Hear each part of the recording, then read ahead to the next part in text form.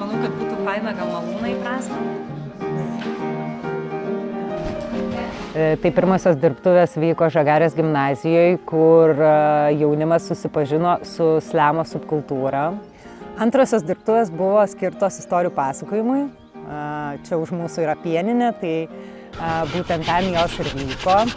Mes turėjom užduotį kartu su kūrėju Pidžinu, su kuriuo jie kūrė gatvės meno kūrinius, iš tikrųjų prakalbinti tuos kūriamus meno kūrinius, kad jie susilietų su pasirinktomis kūriniams vietom. Būtent tos vietos yra pakampės, kuriuose Žagarės jaunimas nesilanko arba kaip tik lankosi, bet niekam nesako. Tai iš tikrųjų tokios apleistos vietos, nebeturinčios dabar kažkokios paskirties, tai jaunimas jas norėjo prakalbinti. Ir manau, kad per tuos meno kūrinius ir tas istorijas jie iš tikrųjų įprasmino savo dabarties santykis su Žagare, nes laikui bėgant, manau, kad iš tikrųjų tie dalykai kis ir jiems bus labai smagu, manau, grįžti po 10 ar 20 metų ir pasižiūrėti ir prisiminti, kokie jie buvo šių metų vasarą. Mariukas. Kartą gyveno žmogus vardu Marius. Jis turėjo kuprą, įdomią kepurę ir pravardę Mariukas. Vyras labai mėgo filmų DVD diskus. Žagarėje. Prie tilto jis turėjo nemažai draugų – katiną, mėsgalį, žuvį, dešrą ir pelę. Vieną dieną Mariukas nebeturėjo maisto ir labai badavo, todėl bandė suėsti mėsgalį, dešrą, žuvį, bet jų nepagavęs ieškojo pelės, kurios taip ir nerado.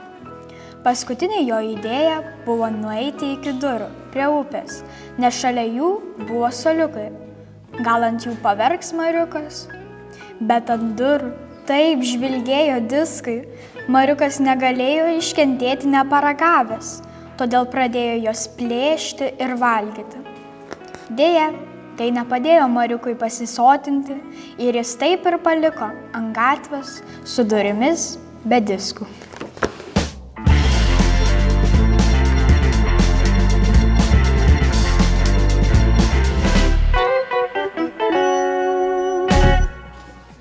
Mėsininko nelaimė. Senai, netoli senosios Žagarės gyveno senas mėsininkas, kuris gaudydavo katinus ir juos versdavo į mėsgalius. Vieną kartą mėsininkas pamatė didelį riebų katiną, bet niekaip negalėjo jo pagauti. Jis buvo tiesiog per greitas. Turbūt buvo labai jaunas ir vikrus. Mėsininkas laukė, kol katinas ar užmigs, ar aptinks, bet nieko. Mėsininkas laukė dienų dienas, mėnesių mėnesius, metų metus. Tiek laiko pralaukė ir suseno. Teko dirbti ir toliau. Galvojo bandyti peles gaudyti, bet po to apgalvojęs suprato, jog pelės per greitos. Po to sugalvojo pažvejoti. Juk nieko sunku žvejoti. Taip, ne. Jis ne vienos žuvelės nepagavo. Po to dar dešras sugalvojo daryti. Bet taip pat nieko. Dabar jis susenęs, sukoręs ir be darbo, o katinas, pelytės ir žuvytės gerai gyvena.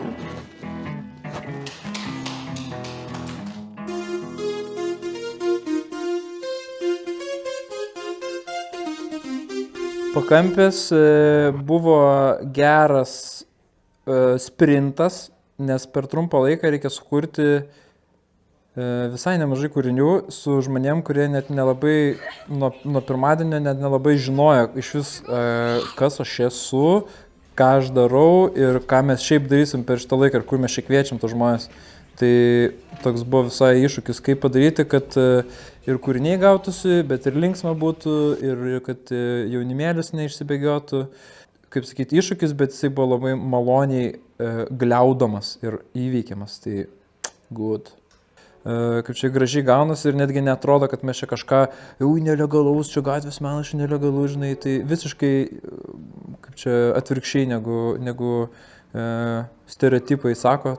Manau, kad būtų galima daryti net tokį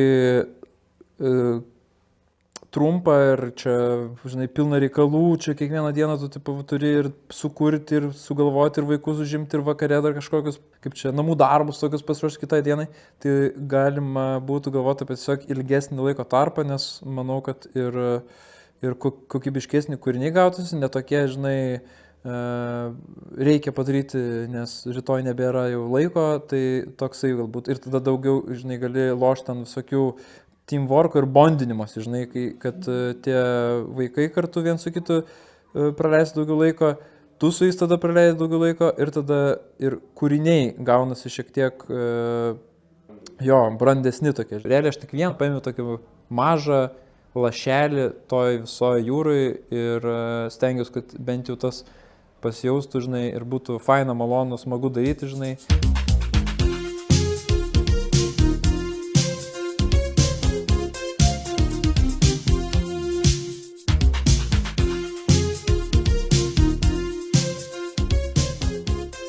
Žiaurios audros šėlionės. 2023 metai, Liepa, Žagarė. Kiekvienais metais tokiu laiku vyksta vyšnių festivalis. Miestelėje verda veiksmas. Žmonės bendrauja, šoka, dainuoja, dalyvauja įvairiuose pasirodymuose, performansuose. Žodžiu, visi taškosi ir šėlsta. 2023 metai, rugpjūtis, vėlgi Žagarė. Viename kampe tūno audra. Pasirodo, jį pergyvena. Kodėl? Ogi dėl to, kad nebuvo pakviesta į festivalį. Bedūsaudama, jie ėmė mąstyti, o kas jeigu vyšnių festivalis vyktų 2 kart metus, gal žmonės dar labiau šėltų. Po tokios minties audra nedelsdama ėmė siautėti. Ji taip įsismagino, kad nepajuto, kai pradėjo lūžti medžiai, stogose atsirasti skylės. Audra nepagalvojo, kad įsijautė. Žmonės pasislėpė ir sužalotų. Kaltininkė staiga išraudo ir dingo. Ji tenorėjo tapti festivalio dalimi. 2024 metai, birželis. Vyksta pirmasis pakampių festivalis. Susibūręs jaunimas kuria ir dalinasi savo kūrybingumu su kitais bei puošia Žagarės kampus. Šį kartą audra nedrįsta įsijungti į veiklą. Tai iškiša nosį, tai vėl slepiasi. Tikėkimės, jog ji pasimokė ir daugiau taip nebešėlios.